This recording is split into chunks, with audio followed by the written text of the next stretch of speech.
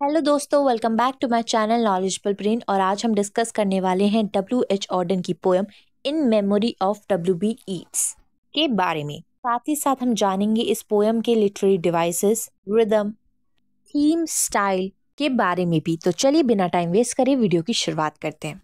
तो अगर आपको W.H. ऑर्डन के लाइफ और करियर के बारे में जानना है तो मैंने ऑलरेडी वीडियो बना रखी है, आप जाके देख सकते हैं। बात करें इस पोएम की, पोएम W.B. ईट्स की डेथ के बाद ही रिलीज हुई थी, पब्लिश हुई थी इन 1939। इसका थीम है death, immorality of poet, power और लिमिट ऑफ पोएट्री, पॉलिटिकल और सोशल प्रॉब्लम्स, कन्फ्लिक्ट्स और लेगेसी और ट्रांसफॉर्मेशन। ये पोएम 3 सेक्शन में डिवाइडेड है। पहले सेक्शन में ईट्स की डेथ जिस दिन हुई थी उसके बारे में जिक्र किया है। एक पर्सनल ओपिनियन है, थॉट्स हैं ऑथर के। सेकंड सेक्शन पोएटिक लेगेसी है, पोएट्री की पावर को रिफ्लेक्टिव और फिलोसफिकल दिखाया गया है। और थर्ड सेक्शन में इंस्पिरेशन, होपफुल और अर्जेंसी को दिखाया गया है, जो कि है ईट्स की लेगेसी। इस पोएम में लूज इनाबिक मीटर का यूज किया गया है और इसमें टोटल 8 स्टैंजाज हैं और इस पोएम की रिदम इररेगुलर है। चलिए अब इस पोएम को लाइन बाय लाइन डिस्कस करते हैं।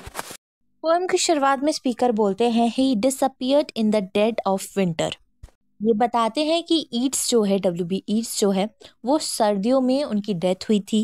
एक्चुअल विंटर की बात नहीं कर रहे। विंटर को सिंबलाइज किया जाता है द लाइफलेस सीजन, या फिर इसको सीजन ऑफ डेथ भी बोला जाता है। यहाँ पे एक इमोशनल कोल्डनेस भी दिखाई गई है, इसलिए यहाँ पर ये लाइन में बोला गया है, he disappeared in the dead of winter. ये एक मेटाफोर है। आगे कहते हैं, the brooks were frozen, the airports almost deserted. यहाँ पे स्पीकर कह रहे हैं कि जो नेचर है वो भी स्टैंड स्टिल हो गया था, रुक गया था। ये सिंबलाइज करती है जो डेथ है वो स्टिलनेस को क्रिएट करती है। एयरपोर्ट्स बीन एम्प्टी, डेजर्टेड यहाँ पे मतलब है सब कुछ खाली खाली लगने लगा था। आइसोलेशन, ग्लोबल पॉज, ऐसा लगता है सब कुछ रुक गया हो जब W.B. ईट्स की डेथ हुई थी। And snow disfigure the public statues. Snow ने, बर्फ ने स्टैचूज को कवर कर दिया था। ये चीज रिप्रेजेंट करती है कि जो कोल्डनेस होती है, जो बुरा वक्त होता है, वो ग्रेटनेस को छुपा देती है। The mercury sank in the mouth of the dying day. ये एक पोएटिक इमेज है टेम्परेचर के फॉल होने का और लाइट का फेड होना, यानी कि जो डेथ है वो पूरे हर चीज में रिफ्लेक्ट हो रही थी। What instrument we have agree। यहाँ पे साइंटिफिक टूल जैसे कि क्लॉक और थर्मामीटर का जिक्र हुआ है, कंफर्म करने को उस हार्श डे के बारे में और एग्जैक्ट टाइम के बारे में। The day of his death was a dark cold day. वो दिन बहुत ही ज्यादा बुरा था जब W.B. ईट्स की डेथ हुई थी। एक लेजेंड ऑथर की डेथ हुई थी, लेगेसी की डेथ हुई थी। Far from his illness. इस लाइन में स्पीकर ये कह रहे हैं कि W.B. ईट्स की डेथ हो गई और दुनिया इस बात से अनजान है। दुनिया में कुछ नहीं बदला, दुनिया अपने हिसाब से चलती रही। The wolves ran on through the evergreen forest. Wild life है वो कंटिन्यू हो गई अनइफेक्टेड। उस W.B. ईट्स की डेथ से वाइल्ड लाइफ को फर्क नहीं पड़ा, नेचर को कोई फर्क नहीं पड़ता ह्यूमन सफरिंग से। नेचर चलता रहता है। The peasant river was untempted by the fashionable quays। जो हम्बल नेचर है वो अर्बन कल्चर जो है लाइट सोसाइटी का, इसको इग्नोर करती है। और morning tongues, the death of the poet was kept from his poems।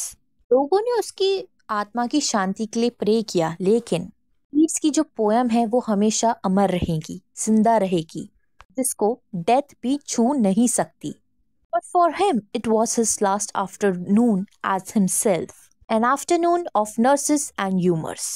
ये डीपली पर्सनल मोमेंट था। ईट्स ने अपने फाइनल आवर्स गुजारे थे, सराउंडेड थे मेडिकल स्टाफ के साथ। चारों तरफ उनके डॉक्टर्स, नर्सेस थे और कुछ अफवाहें थी, गॉसिप्स थी। ये दिखाता है एक टिपिकल हॉस्पिटल डेथ सीन को। आगे वो कहते हैं, the provinces of his body revolted. Yeats की ऑर्गन, उनकी लिम्स जो है वो फेल होने लग गई, उनकी बॉडी टूटने लग गई जैसे कोई देश टूट रहा हो। The squares of his mind were empty. Yeats के थॉट, मेमोरी और इंटेलेक्ट भी धीरे धीरे गायब होने लगा, यानी कि ईट्स का जो दिमाग है वो भी अब धीरे धीरे बंद होने लग गया, डेड होने लग गया। Silence invaded the suburbs. आखिरी के जो कुछ वक्त होता है इंसान के पास, वक्त पे ईड्स की कॉन्शियसनेस भी बिल्कुल शांत हो गई। The current of his feeling field he became his admires. के इमोशन मर गए। अब लोगों की याद में ईड्स रहेंगे, लोग उन्हें एडमायर करेंगे। ईड्स का दिमाग में कुछ नहीं रहा कि उनके सारे ऑर्गन डेड हो गए। Now he is scattered among 100 cities. उनकी पोएट्री हमेशा अमर रहेगी, जगह जगह फैल गई है across the world.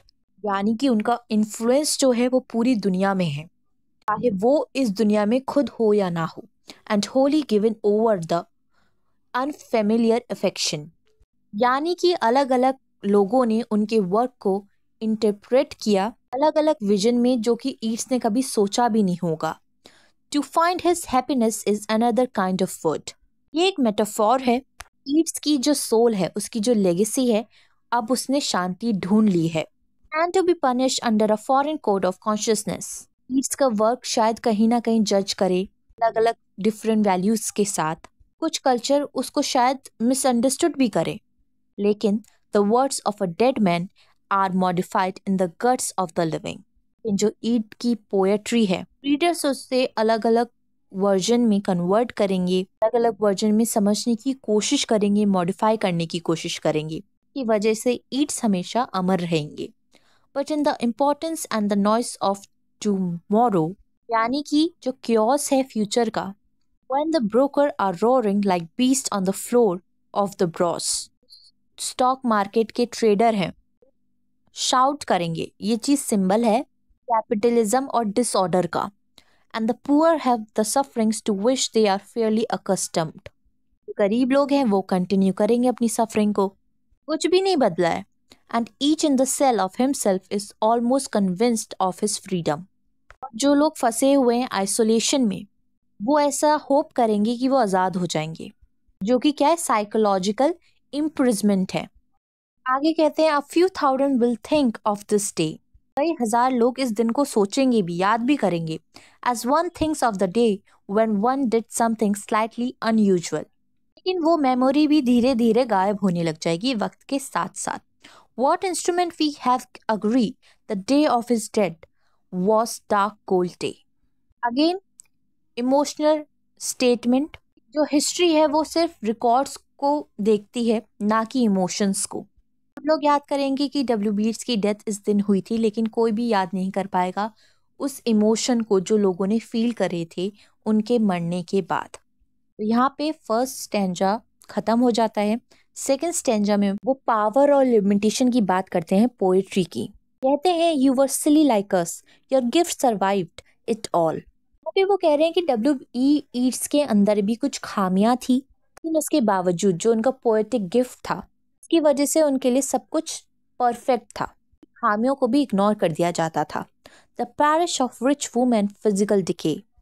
W.H. Auden कहते हैं कि W.B. ईट्स वैनिटी, बुढ़ापा, मतलब फेम, एजिंग और डिजीज सब कुछ देख लिया। Your self made island hurt you into poetry. W.B. Yeats का जो पर्सनल पेन था, जो उनकी कंट्री की मैडनेस थी, इसकी वजह से उन्होंने लिखना स्टार्ट किया था।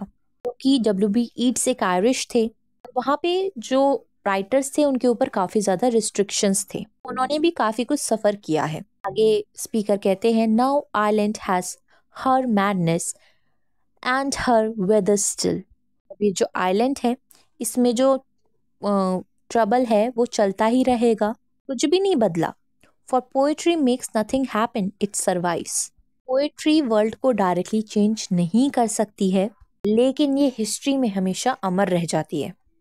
इन the valley of its making where executives would never want to tamper flows on south. यहाँ पे स्पीकर कह रहे हैं कि पोएट्री अपने एक स्पेस में रहती है, अपनी एक स्पेस में जीती है, को कोई भी कॉर्पोरेट इंटरेस्ट जो है वो टच नहीं कर सकता।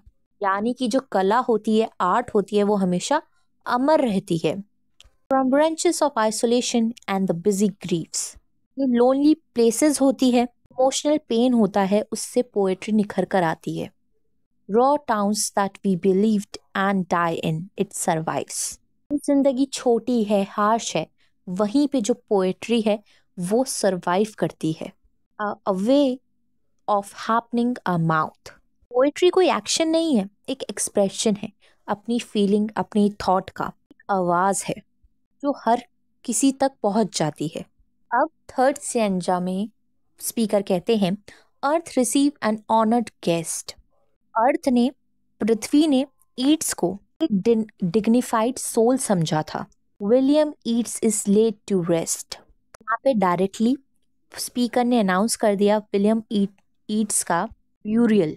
Late the Irish vessel lie emptied of its poetry. Irish body मतलब क्योंकि वो आयरिश थे और वो अब पीसफुली रेस्ट करेंगे, उनकी आत्मा को शांति मिले, ऐसा W.H. ऑर्डन बोलते हैं। कहते हैं कि बॉडी चली गई है ईट्स की, लेकिन जो पोएट्री है वो हमेशा रहेगी। In the nightmare of the dark all the dogs of Europe park. पूरी दुनिया में प्रॉब्लम्स है, कन्फ्लिक्ट्स हैं, लेकिन लॉस है पूरे यूरोप में फैल चुका है। ये रेफरेंस है वॉर का, कन्फ्लिक्ट का यहाँ पर। And the living nation wait each sequestered in its hate. Country है वो काफ़ी ज़्यादा सस्पेंस में है कि क्या होगा, क्या उस देश की किस्मत में होगा, क्या वो जंग जीतेंगे कि हारेंगे। नेशंस जो है वो आइसोलेटेड हो चुके हैं, अकेले हो चुके हैं, इसमें सिर्फ नफरत भर चुकी है। क्योंकि दोस्तों ये वो टाइम भी था जब वर्ल्ड वॉर 2 चल रही थी। आगे कहते हैं, intellectual disgrace stairs from every human face. जो इंटेलेक्ट लोग हैं वो अब तक करप्टेड है, ऐसा स्पीकर यहाँ पे कह रहे हैं।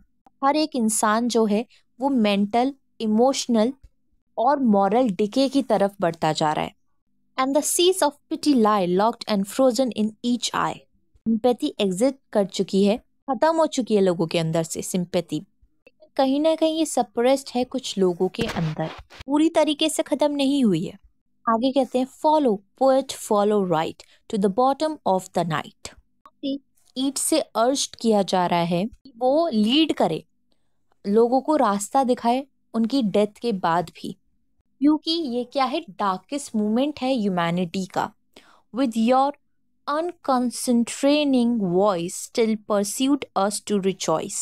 यहाँ पे वो कह रहे हैं कि अपनी फ्री और पोएटिक आवाज का यूज करो, ईट्स इंस्पायर करो लोगों को होप दो इस दुखी भरे मोमेंट में भी। With the farming of a verse make a vineyard of the curse. Poetry को क्राफ्ट करने के थ्रू सफरिंग में भी एक मिठास भर दो तुम। Sing of human unsuccess in a rapture of distress. Human के फेलियर के बारे में लिखो तुम W.B. ईट्स, उसको भी खूबसूरत बना दो। In the desert of the heart let the healing mountain start. इस इमोशनल एम्प्टीनेस में भी तुम अपनी पोएट्री के थ्रू लोगों को इमोशनल हील करो। The prison of his days teach the free man how to press. जो लाइफ की जो लिमिटेशन हो गई है, इसमें भी लोगों को सिखाओ कि कैसे खुश रहें, कैसे इंजॉय करें लाइफ को। तो ये रिक्वेस्ट करते हैं W.H. Orton W.B. ईट्स से, उनकी डेथ के बाद भी, ईट्स की डेथ के बाद भी तुम अभी भी लोगों को लीड करो, उन्हें बताओ कि ऐसी सिचुएशन में भी कैसे अपने आप को संभालें। और यहीं पे ये पोएम खत्म हो जाती है। आई होप आपको ये पोएम समझ में आ गई हो, और वीडियोस देखने के लिए हमारे चैनल को लाइक करें, शेयर करें और सब्सक्राइब करना ना भूलें। अगली बार फिर मिलेंगे एक और नई वीडियो के साथ। Thank you for watching this video.